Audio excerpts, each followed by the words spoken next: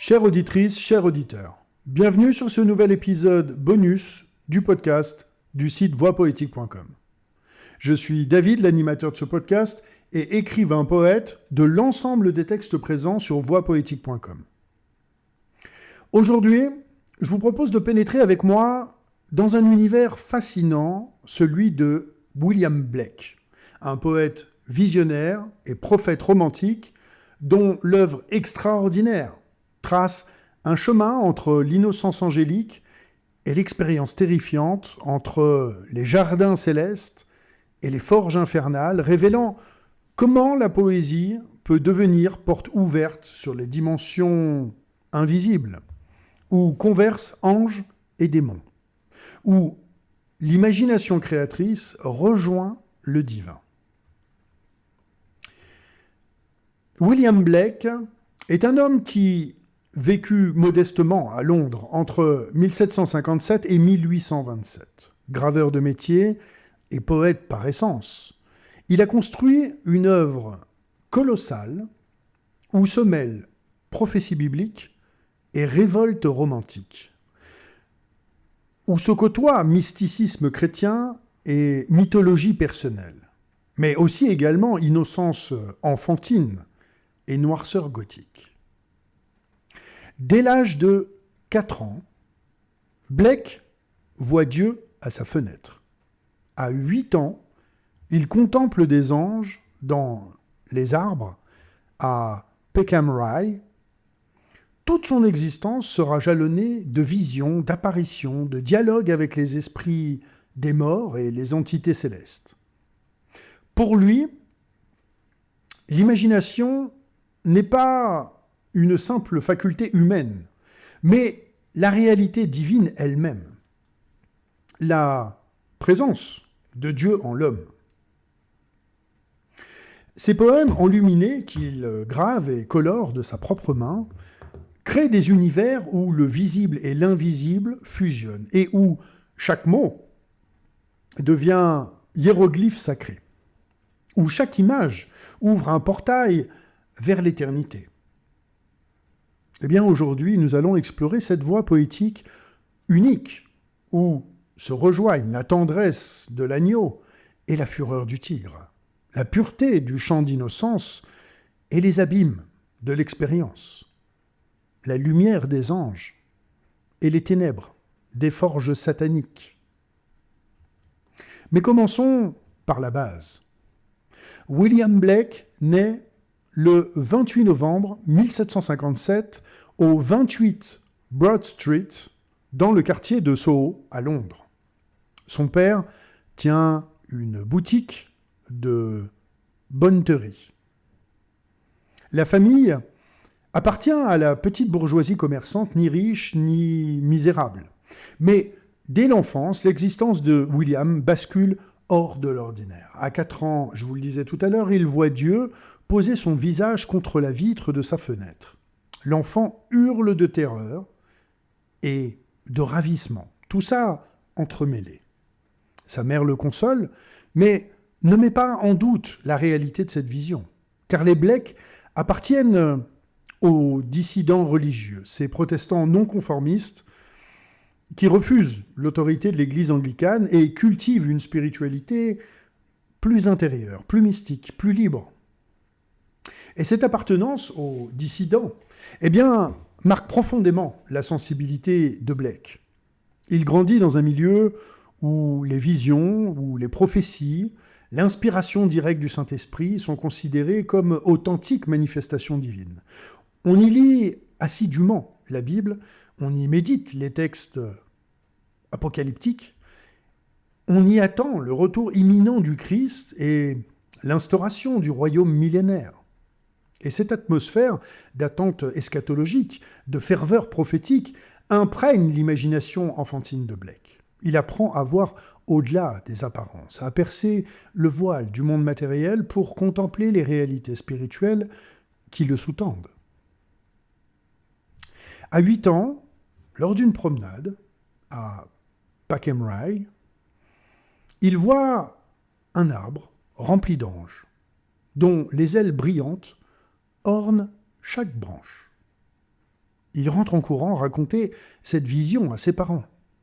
Son père, homme pratique et sévère, s'apprête à le fouetter pour ses mensonges. Mais sa mère intervient, sauvant l'enfant de son châtiment. Cette oscillation entre acceptation et rejet des visions caractérisera toute la vie de Blake. Certains croiront à son don prophétique, d'autres le prendront pour un fou. Lui-même ne doutera jamais de la réalité de ses expériences visionnaires. Ces visions ne relèvent pas du délire pathologique. Blake conserve toute sa lucidité, toute son intelligence critique. Il travaille, gagne sa vie, entretient des amitiés, mène une existence sociale tout à fait normale, mais parallèlement à cette vie ordinaire, il habite un autre monde, celui des formes éternelles, des archétypes divins, des énergies cosmiques, et cette double citoyenneté terrestre et céleste, fait de lui un passeur entre les dimensions, un traducteur des langages angéliques en paroles humaines. Ses parents, conscients de son tempérament un peu particulier, ne l'envoient pas dans une école classique. Ils craignent que l'éducation conventionnelle n'étouffe son imagination. Donc à 10 ans, William entre dans une école de dessin. Il y apprend les techniques du trait, de la perspective, de la composition, et c'est à 14 ans qu'il devient apprenti graveur chez James Bazier. Cette formation technique sera finalement décisive, car Blake ne concevra jamais la poésie séparée de l'image.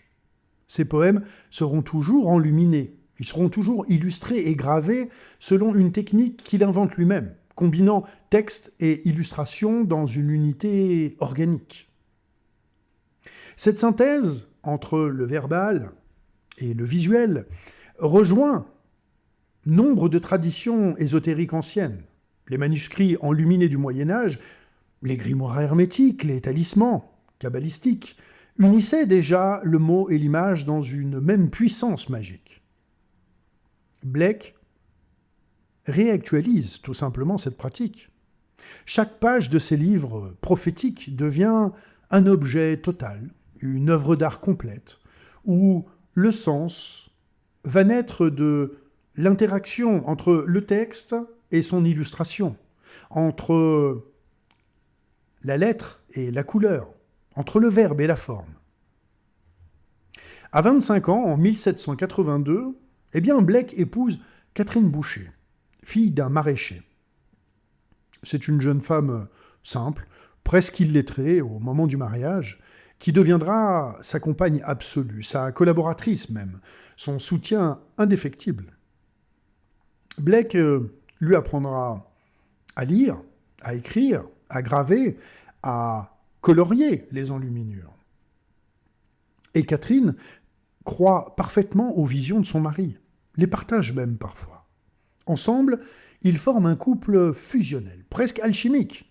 Catherine incarne le principe réceptif, patient, nourricier, et William, quant à lui, représente le feu créateur, l'inspiration prophétique, l'élan visionnaire. Leur union, sans enfant, mais fertile en œuvre, durera 45 ans, jusqu'à la mort de Blake. Et cette relation conjugale harmonieuse contraste avec la vision terrifiante du mariage que Blake développera dans certains de ses poèmes. Car il dénonce la façon dont l'institution matrimoniale, dans la société anglaise tout du moins, répressive de son temps, enchaîne et mutile les désirs naturels. Le mariage conventionnel fondé sur la propriété et la soumission devient une sorte de prison dorée où l'amour véritable étouffe. Et Blake oppose à ce mariage social un mariage mystique, une union libre des âmes et des corps dans la reconnaissance mutuelle de leur divinité. Cette critique du mariage s'inscrit dans une révolte plus vaste contre toutes les institutions qui aliènent l'humanité. Blake déteste l'Église anglicane officielle, qu'il accuse d'avoir trahi le message du Christ, transformant l'évangile de liberté en un instrument d'oppression. Et il exècre la monarchie et l'aristocratie qui exploitent le bon peuple. Il aborde l'industrialisation naissante qui transforme l'Angleterre en enfer de suie et de misère. Ces Dark Satanic Mills, ces moulins sataniques obscurs dont il parle dans sa préface à Milton. Eh bien, cette dimension sociale et politique de sa pensée fait de Blake un précurseur du romantisme révolutionnaire. Il salue avec enthousiasme la Révolution américaine et la Révolution française en y voyant le lever d'une aube nouvelle pour l'humanité. Mais contrairement aux révolutionnaires matérialistes, il comprend que la vraie révolution doit être spirituelle, avant d'être même politique. Changer les structures sociales ne suffit pas si les consciences demeurent enchaînées. Il faut libérer l'imagination, il faut réveiller le divin endormi en chaque être humain et briser les mind-forged manacles, ces menottes forgées par l'esprit lui-même dont il parle dans son poème London. Ces chaînes mentales, eh bien, qui sont-elles ? D'abord, la raison, calculatrice, cette faculté que le siècle des Lumières avait érigée en idole. Blake refuse cette tyrannie de la raison. Pour lui, la raison sans imagination, eh bien, devient un instrument de mort, une force desséchante qui tue la vie. Il personnifie cette raison oppressive dans la figure d'Urizen, l'un des Oas de sa mythologie personnelle. Urizen est un vieillard barbu tenant un compas, et il mesure, divise, calcule, impose ses lois rigides à l'univers. Il représente la science mécaniste qui réduit le cosmos à une machine qui nie le mystère et qui expulse le sacré. Face à Urizen se dresse Los, le prophète forgeron, une incarnation de l'imagination créatrice. Los travaille dans ses forges ardentes, martelant les formes éternelles, donnant corps aux visions. Il représente l'artiste, le poète, celui qui refuse de se soumettre aux lois de la raison morte et qui maintient vivante la flamme de l'inspiration divine. Ce combat entre Urizen et Los structure toute la mythologie de Blake. C'est le combat entre deux visions du monde, celle étroite et desséchée de la raison calculatrice, celle immense et vivante de l'imagination créatrice. Mais Blake ne verse pas dans un anti-intellectualisme primaire. Il ne rejette pas toute pensée rationnelle. Il la subordonne simplement à une faculté supérieure, celle de l'imagination. Car l'imagination, pour Blake, eh bien, n'est pas une fantaisie arbitraire, une forme de délire subjectif. C'est la réalité divine elle-même. Dieu se manifeste en l'homme. Quand je crée par l'imagination authentique, disait Blake, c'est Dieu qui crée à travers moi. Et je participe à l'acte créateur divin, je deviens co-créateur de l'univers.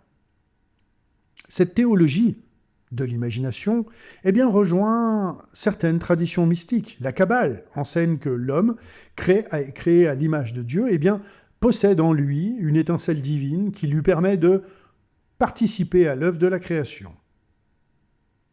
Maître Eckhart affirmait que le fond de l'âme est identique à Dieu lui-même.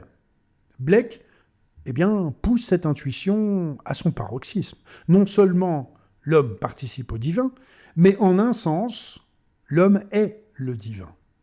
L'éternel corps humain, comme il l'appelle, eh bien, constitue la véritable forme de Dieu.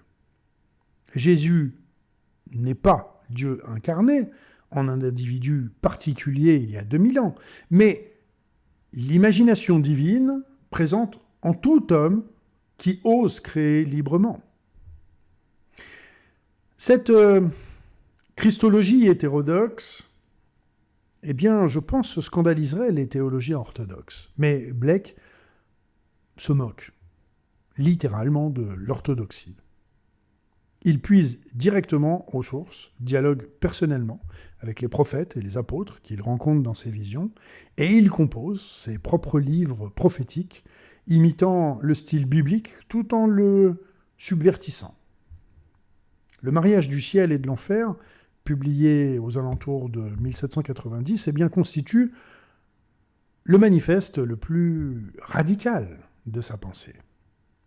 Dans ce texte, Blake renverse toutes les valeurs établies. Il affirme que ce que nous appelons bien et mal sont en réalité deux énergies complémentaires nécessaires à la vie.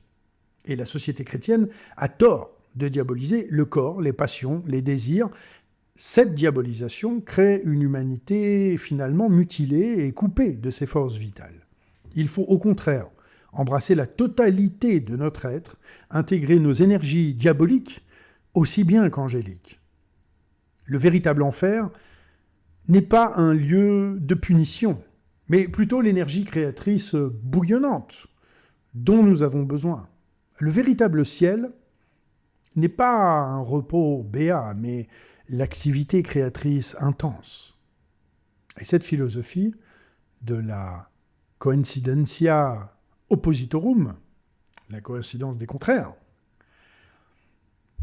va parcourir l'ensemble de l'œuvre de Blake.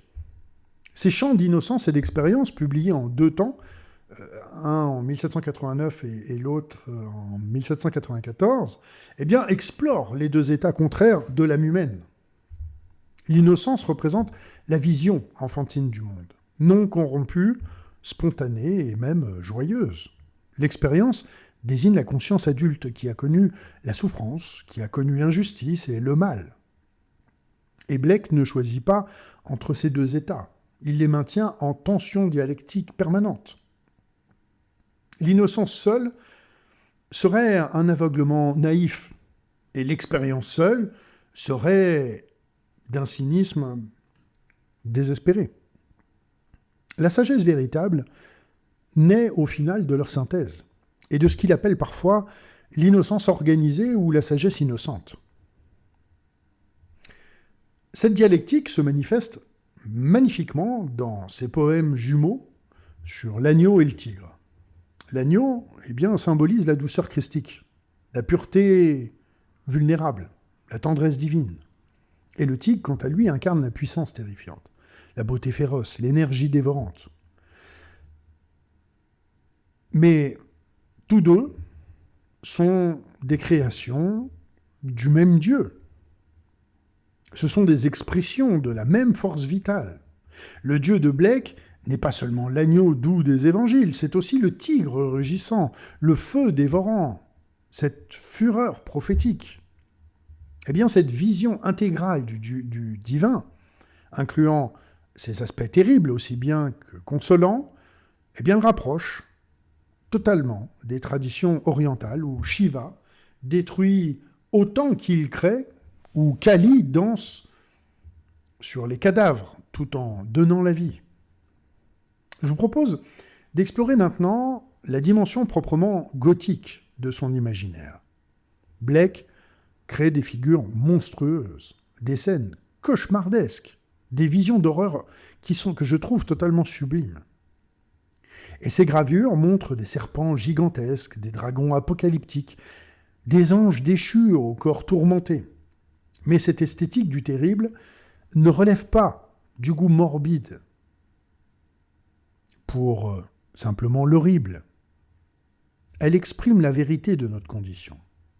Le monde créé par Urizen, monde de la raison morte et de la loi oppressive, est véritablement un enfer. Les êtres humains enchaînés par leurs conventions sociales, par les dogmes religieux, par les impératifs économiques, vivent une sorte de cauchemar éveillé. Et je pense que tout ça parlera à beaucoup d'entre vous. Cette lucidité sur l'horreur du monde réel distingue Blake des romantiques naïfs qui idéalisent la nature ou le passé. Il voit clair dans les ténèbres de son époque. L'Angleterre industrielle, avec ses usines polluantes, ses enfants ramoneurs, ses prostituées affamées, ses ouvriers totalement exploités, constitue une version moderne de l'enfer dantesque. Mais la beauté de la chose, c'est que cette horreur, n'est pas une fatalité. Elle résulte des choix humain, de structures sociales injustes qui pourraient être transformées. D'où l'espoir qui traverse même ces visions finalement les plus sombres, car si l'enfer est créé par l'homme, alors l'homme peut aussi créer le paradis. C'est QFD. Ce paradis ne se situe pas dans un au-delà céleste après la mort. Il peut advenir ici et maintenant, sur cette terre, si nous réveillons nos puissances divines endormies. Et c'est ce que Blake appelle Jérusalem, la cité sainte qu'il faut reconstruire sur la terre verte et agréable d'Angleterre. Cette Jérusalem n'est pas un édifice de pierre, mais plutôt une communauté humaine transfigurée, une société où règne la liberté, la créativité, mais aussi l'amour. Elle s'oppose à Babylone, la grande prostituée de l'Apocalypse, symbole de la civilisation oppressive, fondée sur l'exploitation et sur le mensonge. Et cette opposition entre Jérusalem et Babylone, structure l'ensemble des longs poèmes prophétiques que sont Milton et Jérusalem, justement. Ces œuvres immenses, difficilement accessibles, développent une mythologie personnelle d'une complexité totalement extraordinaire. Des personnages cosmiques s'y affrontent, des événements titanesques s'y déroulent, des transformations alchimiques s'y accomplissent. Et pour les comprendre, il faut accepter de renoncer à la logique ordinaire et de se laisser porter par le flux visionnaire, de vibrer aux images archétypales plutôt que de chercher une cohérence narrative. Ces poèmes fonctionnent comme des mandalas littéraires, des objets de méditation qui transforment la conscience de qui s'y plonge avec une totale attention. Ils ne se lisent pas de façon linéaire, mais se contemplent et se méditent, et se laissent infuser lentement à l'intérieur.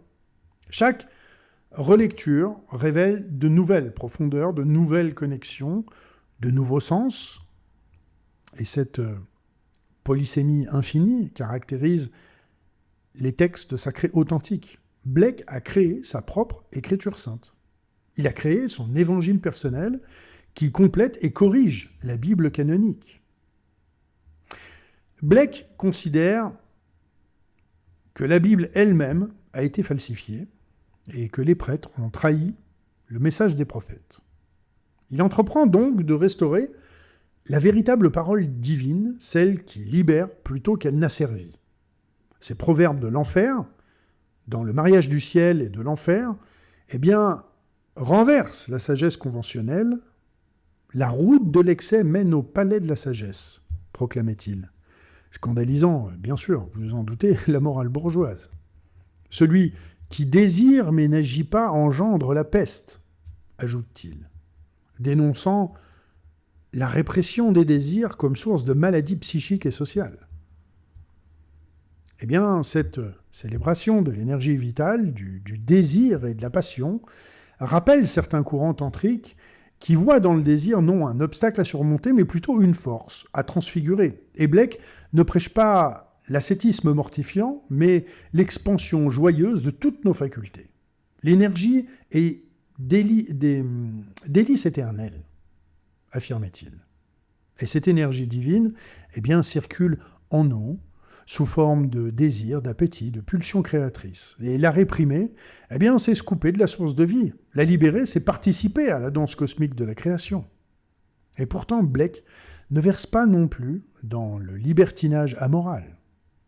Sa vision reste profondément spirituelle et ancrée dans l'amour et la compassion. Ce qu'il appelle à libérer, ce sont les énergies divines authentiques, pas les pulsions égotiques destructrices.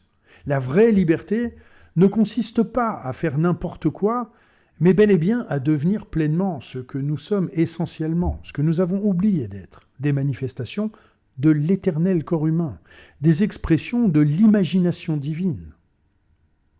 Et cette dialectique subtile entre liberté et discipline, entre spontanéité et forme, va structurer toute sa pratique artistique. Ces gravures obéissent à une technique rigoureuse. C'est le fruit de nombreuses années d'apprentissage.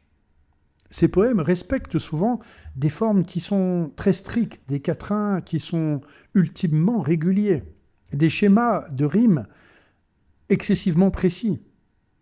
Mais à l'intérieur de ces cadres formels, eh bien, circule une énergie que j'ai trouvée personnellement débordante.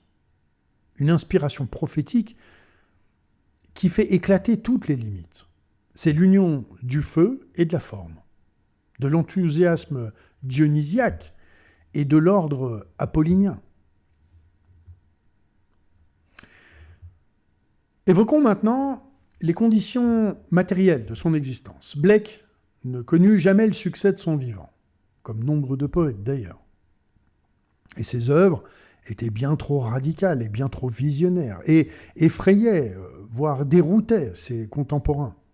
Il vécut pauvrement, gagnant sa vie par des travaux de gravure alimentaire, tout en consacrant ses rares loisirs à son œuvre prophétique.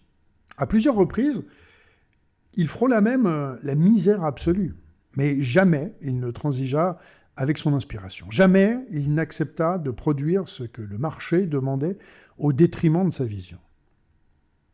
Eh bien, cette intégrité absolue, moi, me force à l'admiration. Dans une société où absolument tout se vend et s'achète, et où le succès commercial eh bien, devient un critère de valeur, eh bien, nous avons un Blake qui maintient vivante une autre échelle de valeur. Il crée pour l'éternité, et non pas pour le moment. Il s'adresse aux âges futurs plus qu'à ses contemporains totalement aveugles. Et effectivement, sa postérité eh bien, lui donnera raison. Les pré-raphaélites le redécouvriront au XIXe siècle. Les surréalistes, quant à eux, le célébreront au XXe. Et les contre-cultures des années 60 eh bien, feront de lui tout simplement un héros. Aujourd'hui, il est reconnu comme l'un des plus grands poètes de la langue anglaise. Et à juste titre, si vous voulez mon avis. Cette reconnaissance tardive valide sa conception prophétique de l'art. Le véritable artiste ne cherche pas l'approbation immédiate. Il plante des graines qui germeront peut-être dans 100 ans ou plus. Il lance des bouteilles à la mer qui seront recueillies par les générations futures. Sa récompense, eh bien, n'est pas le succès mondain, mais la joie créatrice elle-même, l'extase de la vision, le bonheur de donner forme à l'invisible. Et Blake connut cette joie jusqu'à son dernier souffle. Il meurt le 12 août 1827. Il avait 69 ans. Il meurt dans son modeste logement londonien. Selon les témoignages, il passa ses dernières heures à chanter des hymnes, contemplant les anges qui venaient le chercher.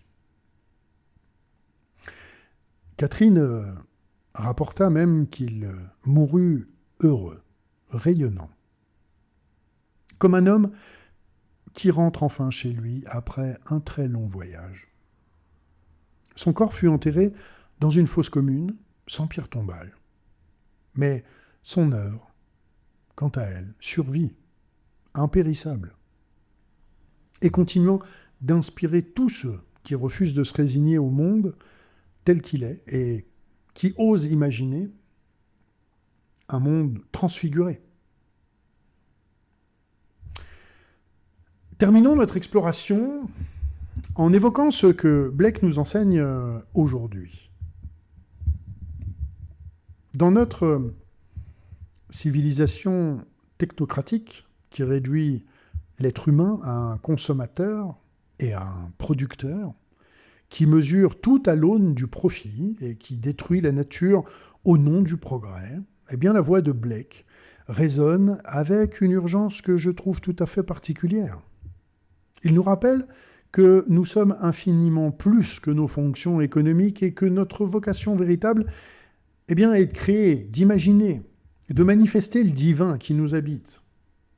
Et il nous enseigne aussi le courage de la dissidence, refuser les mensonges confortables, dénoncer les injustices et maintenir vivante une vision alternative, même quand tout le monde nous prend pour des fous. Eh bien, telle fut la voie de Blake. Une voie difficile, très souvent solitaire, mais la seule digne d'un être humain authentique. Car se conformer au monde tel qu'il est, eh bien, c'est trahir notre essence divine. C'est accepter l'esclavage alors que nous sommes faits pour la liberté. Je vous propose que nous écoutions maintenant l'un des plus beaux poèmes de William Blake, que je vous ai sélectionné bien sûr, et qui s'appelle Le Tigre, extrait des Chants d'expérience. Ce poème interroge le mystère de la création divine qui enfante aussi bien la douceur de l'agneau que la fureur du tigre. Alors voici ma traduction française de ce chef-d'œuvre. Tigre, tigre, feu flamboyant dans les forêts de la nuit. Quelle main, quel œil immortel put façonner ta terrifiante symétrie? Dans quel lointain cieux ou abîme brûla le feu de tes yeux? Sur quelle aile osa-t-il s'élancer? Quelle main saisit ce feu? Et quelle épaule et quel art put tordre les tendons de ton cœur? Et quand ton cœur se mit à battre, quelle terrible main, quel terrible pied, quel marteau, quelle chaîne, dans quelle forge ton cerveau, quelle enclume, quelle terrible étreinte osa en saisir les terreurs mortelles? Quand les étoiles jetèrent leurs lances et baignèrent le ciel de leurs pleurs, sourit-il à contempler son œuvre? Celui qui fit l'agneau, te fit-il aussi? Tigre, tigre, feu flamboyant, dans les forêts de la nuit, quelle main, quel œil immortel osa façonner ta terrifiante symétrie?